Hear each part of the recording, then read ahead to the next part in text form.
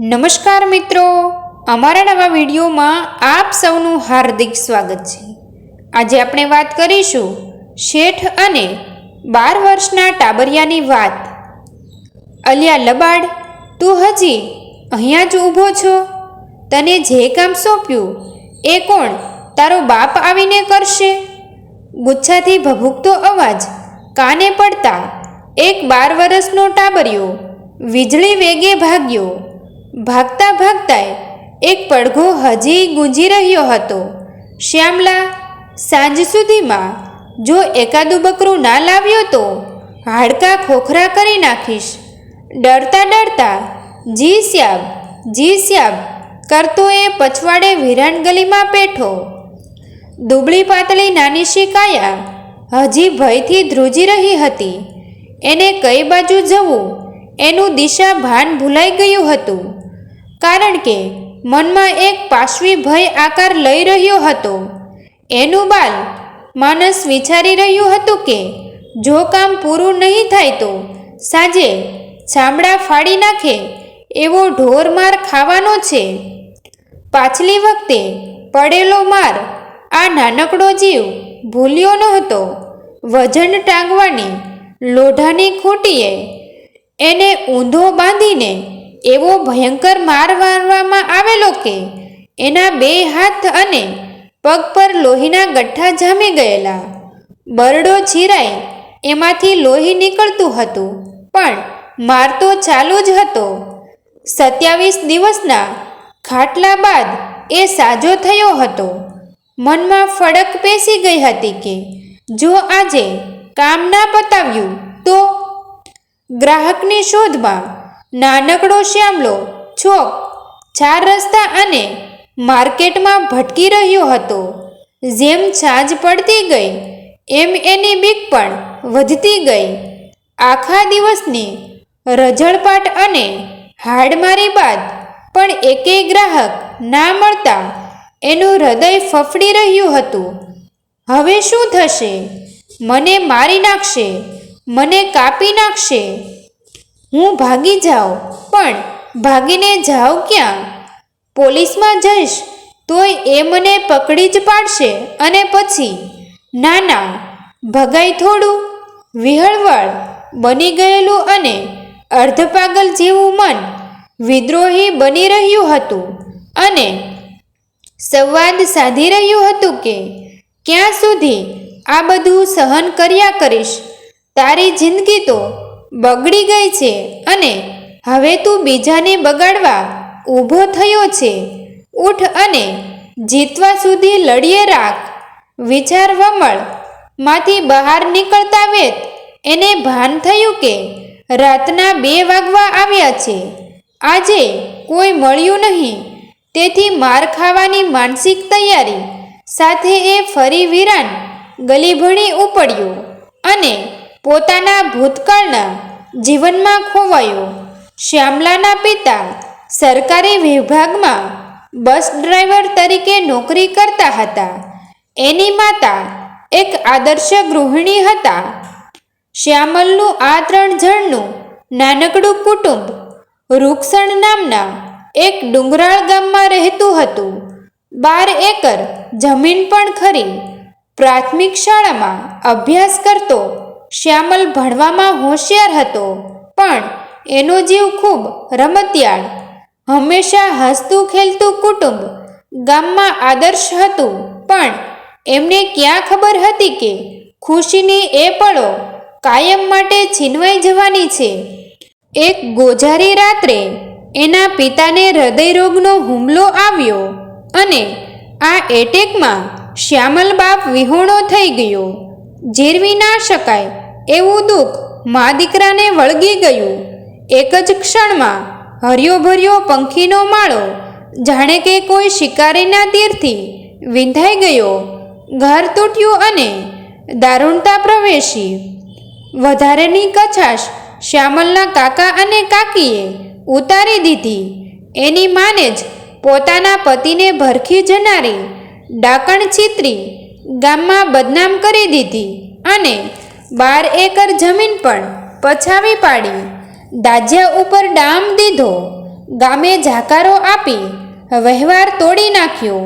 કાલ સુધી સાથે ફરનારી બાઈઓ આજે એને પોતાનો ધણી ખાનારી અપશુકન્યાળ માનીને ફિટકાર વરસાવી રહી હતી અને પોતપોતાની સાસુ માટે કકળાટ કરવા સંઘરેલા રૂઢિગત શબ્દોના ઠીકરા આ નિર્દોષ સ્ત્રી ઉપર ફોડી રહી હતી. એ લાચાર અને ધણી વિહોણી અભણ સ્ત્રી ના છૂટકે ગામ છોડી પોતાના પેટ જણિયા શ્યામલને લઈને શહેરમાં આવી. સુરસાની ચાલીમાં એક નાનકડી ખોલી ભાડે રાખી રૂપિયાવાળાના ઘરનો કચરો કાબડો, કપડાં લત્તા, વાસણ વખરી વગેરે સાફ કરી જીવન ગુજારવા લાગી. એક સમયનું સ્વામીની જીવન જીવતી પોતાની માને આ હાલતમાં જોઈ શ્યામલો આખી રાત રડતો. માને મદદ કરવા પોતે પણ કંઈક કામ કરવું જોઈએ એવું સમજી એ કામની તલાશમાં ભટકતો. ઉંમર નાની એટલે કામ કોઈ આપે નહીં. હાઈવે બાજુની એક નાનકડી છાની ઠપલી પર એને કામે રાખી લેવામાં આવ્યો. જો છોકરા કસ્ટમરને ચા પીવડાવ્યા પછી ટેબલની સાફ સફાઈ તારે કરવાની. કોઈ કાંઈ બબડે તો સામો જવાબ નહીં આપવાનો, છૂપછાપ નીકળી આવવાનું. રોજના 50 રૂપિયા આપીશ. જો કોઈ કપ રકાબી તારાથી તૂટશે તો એના પૈસા કાપી લઈશ. રકાબી ધોતા ધોતા બહાર નહીં આવવાનું. હું બોલાવું તો જ બહાર નીકળવાનું, નહીં તો વાડામાં પડ્યું રહેવાનું. મંજૂર હોય તો કાલથી આવી જાજે. કામ મળવાની હોશમાં એ ભણવાનું છોડી ઠપલી પર લાગ્યો. દિવસો વીતતા ચાલ્યા અને શ્યામલો છોટું તરીકે પંકાતો ચાલ્યો. કંઈક નાનું મોટું તૂટે ફૂટે તોય એના શેઠ એની માનવતા ખાતર માફ કરી દેતા. એ પણ સમજતા કે આટલી ઉંમરમાં કામ કરે છે તો નક્કી મજબૂર પણ ખુમારીવાળો માણસ જ હોય. બાકી આવડા છોકરાઓને ભીખ માંગતા ક્યાં નથી આવડતું. કોઈ પણ એનું દયામણું મોઢું જોઈ 5-25 રૂપિયા આપતું જાય. એક દિવસ ઠપલી પર એક ગંભીર જણાતો કડકારી ભર્યો નવો ચહેરો દેખાણો. એણે શ્યામલાને બોલાવીને કીધું, મારી સાથે કામ કરીશ, તને રોજના 500 રૂપિયા આપીશ. અવઢવમાં મુકાયેલ શ્યામલો તો એને જોતો જ રહી ગયો. રોજના 500? બે ઘડી તો એને વિશ્વાસ જ ના બેઠો. ના ના, હું અહીંયા જ બરાબર છું, મને બીજું કાંઈ નથી આવડતું. શ્યામલાએ દબાતા સ્વરે જવાબ વાળ્યો. શ્યામલ બેટા, આવો મોકો તો તને ફરી ક્યારેય નહીં મળે. હું આખો દિવસ આ ઠપલી ચલાવું ત્યારે માંડ 400-500 કમાઉં છું. તારે જવું હોય તો જા, મારી ના નથી. ઠપલી માલિકે શ્યામલાને સમજાવતા કહ્યું, મારે કામ શું કરવાનું શ્યાબ? શ્યામલને જિજ્ઞાસા હતી કે ક્યાં કામના મને આટલા બધા પૈસા મળવાના છે? કાંઈ જ નહીં, તારે માર્કેટિંગ કરવાનું. હું જે વસ્તુ આપું એના માટે તારે ગ્રાહક શોધી લાવવાનો, બસ પૂરું. અજાણ્યો માણસ એવી રીતે બોલ્યો જાણે કે આ કામ તો બાળક પણ કરી શકે. શ્યામલાએ તરત જ હા કરી અને ઘરે જઈને માને બધી વાત કરી. માં, તું આખા મહિનામાં 6 કે 7 હજાર કમાય છે ને? હવે તારે કામે જવાનું બંધ. કાલથી મને 15,000 મળવાના છે. પછી શ્યામલાએ માંડીને બધી વાત કરી.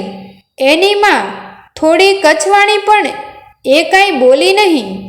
બીજે દિવસથી તે નવી જગ્યાએ કામે લાગ્યો. નવું શહેર હતું. પેલો અજાણ્યો માણસ આવ્યો અને હાથમાં એક નાનકડી પડીકી પકડાવીને સમજાવી રહ્યો હતો, જો આ પડીકી આ વેચવાની, તારે ગ્રાહક શોધી લાવવાના. રોજે તને હું પૈસા આપીશ. એ પડીકી ગાંજાની હતી. અને એ અજાણ્યો માણસ એ શહેરનો નામચીન ગુંડો હતો. એની છાપ હતી હન્ટર. આ હન્ટર આખા શહેરમાં ગાંજો અને હેરોઈન, કોકેઈન, ડ્રગ્સ વગેરે સપ્લાય કરતો. વેચવા માટે આવા નાના બાળકોને રાખતો હતો, જેથી પોલીસને હાથતાળી આપીને છટકી શકાય. શ્યામલાને ખબર પડી કે આ તો ભયંકર વસ્તુ છે, એનાથી છેટા રહેવામાં જ ભલાઈ છે. તેથી એણે વેચવાની ના પાડી દીધેલી અને હન્ટરે એને પોતાના અડ્ડા ઉપર લઈ જઈ ખૂબ મારેલો અને એની માને પકડી લાવી શ્યામલની નજર સામે જ એને છરીના 10-12 ઘા ઝીકી મારી નાખી. ભયંકર રુદન કરતો શ્યામલો ત્યાં જ ફસડાઈ પડેલો. પછી કોઈ પણ આનાકાની વગર એ ગાંજો વેચતો. જ્યારે ગ્રાહક ના મળે ત્યારે એને ખૂબ મારવામાં આવતો. આખી ઝલક એના સ્મૃતિપટ પર સદૃશ્ય થઈ આવેલી વિચારોમાંથી બહાર નીકળી એણે જોયું તો પેલી જર્જરિત ગલી આવી ગઈ હતી અને અંડામાં પેલો કાળમુખી હન્ટર આંખો ફાડીને બેઠો હતો. શ્યામલાને આવતા જોઈને પણ એનામાં કોઈ જ હલનચલન ના જણાયું. ડરનો માર્યો શ્યામલો રડતો રડતો ગ્રાહક નહીં મળવાના હજારો વણ માંગ્યા કારણો ગણાવી રહ્યો હતો. સામેથી કોઈ જ પ્રતિક્રિયા ના મળતા શ્યામલો નજીક ગયો અને ખુરશીમાં બેઠેલા હન્ટરને ધારીને જોયું તો 8-10 બંદૂકની ગોળીઓથી એનું શરીર ચાળણી થઈ ગયું હતું. ગેંગવોરમાં અંગત આદાવતા ધરાવનાર અન્ય ગુંડાઓએ એનું ઢીમ ઢાળી દીધું હતું. શ્યામલો સ્વર્ગ જીત્યાનો આનંદ પામ્યો અને હર્ષની ચીચિયારીઓ પાડતો ગલીમાં ભાગ્યો. હવે એ હંમેશ માટે આઝાદ હતો. મિત્રો, તમને જો આ વિડીયો પસંદ આવ્યો હોય તો વિડીયોને લાઈક અને તમારા અન્ય સગા સંબંધી મિત્રો સાથે વિડીયોને શેર કરવાનું ભૂલતા નહીં. અને આવા જ નવા જીવન ઉપયોગી, જીવનમાં કંઈક નવું કરવાની પ્રેરણા મળે તેવા વિડીયો જોવા માટે અમારી ચેનલ સાથે બન્યા રહો. થેન્ક યુ મિત્રો.